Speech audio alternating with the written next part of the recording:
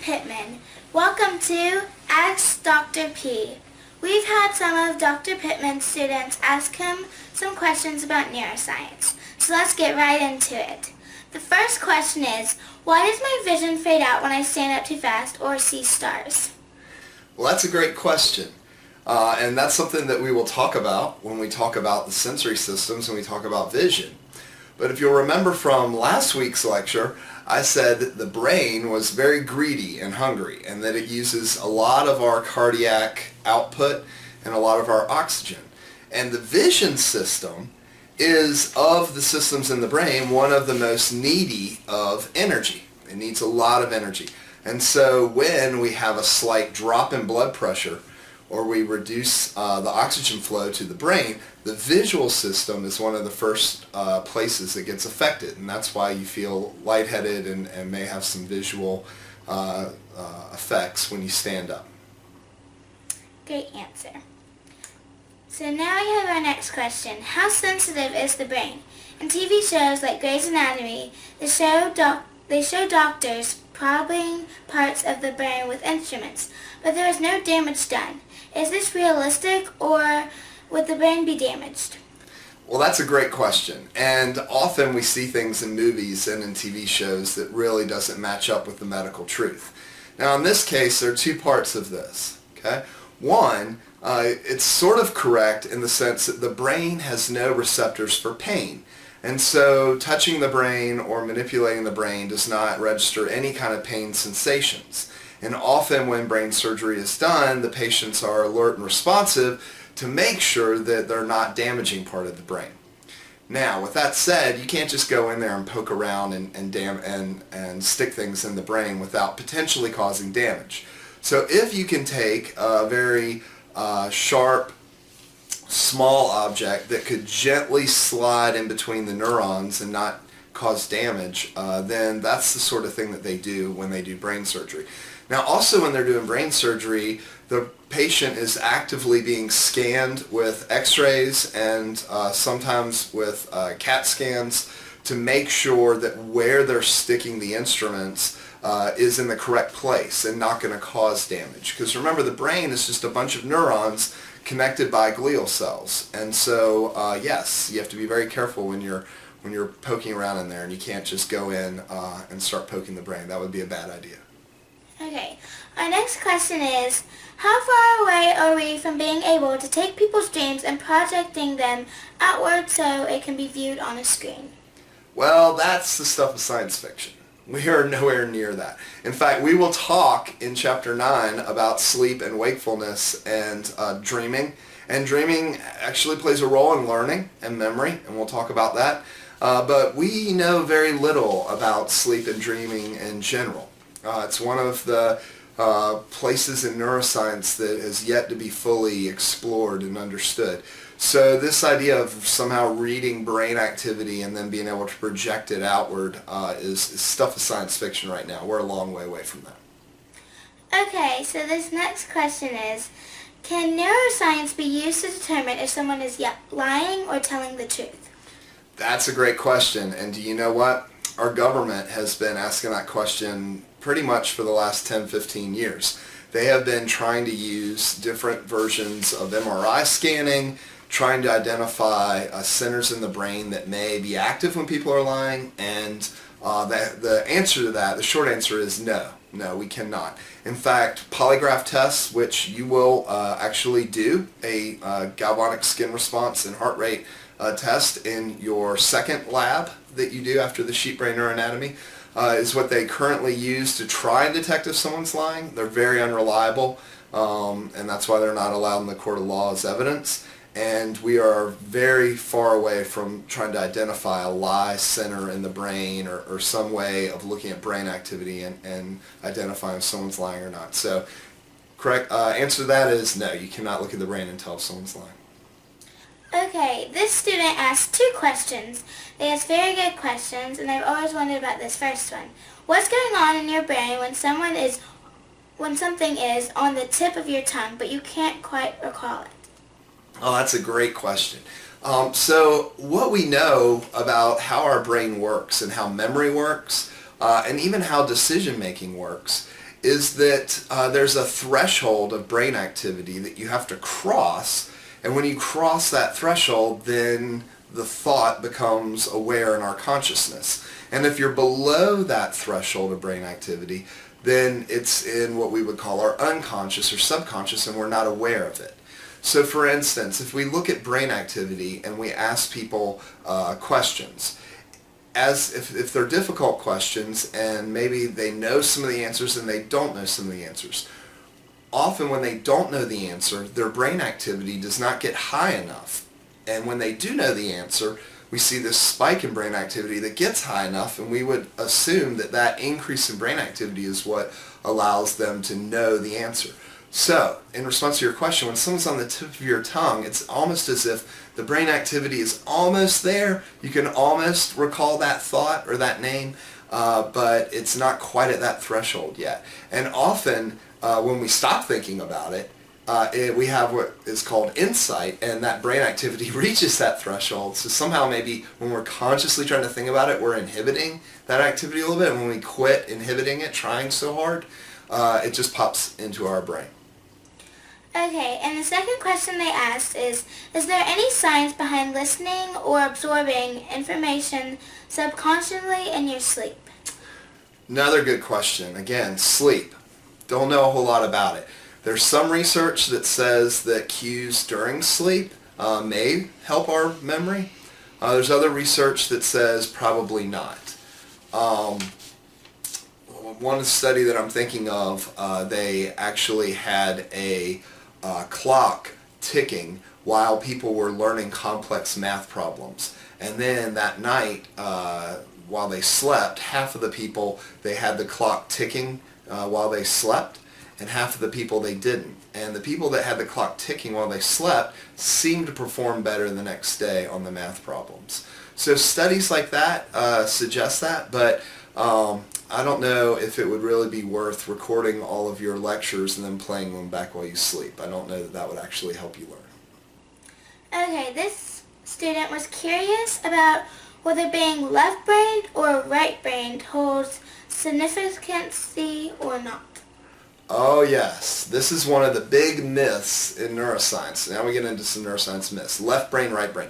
We will talk about this when we talk about lateralization in the brain and when we talk about association cortices.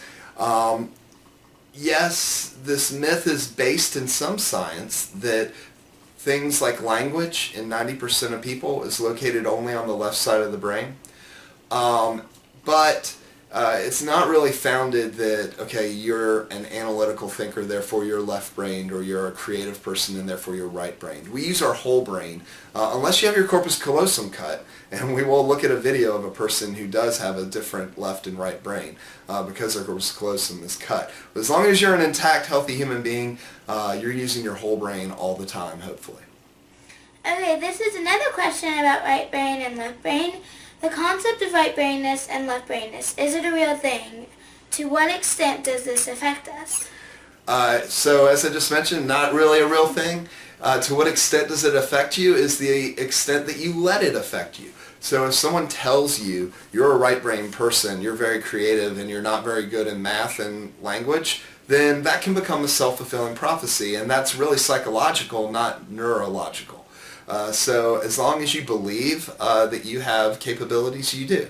You're using your whole brain, and just because you have a tendency or maybe more potential or talent in a particular area doesn't mean that you're destined to not have use of the other side of the brain or capacities there.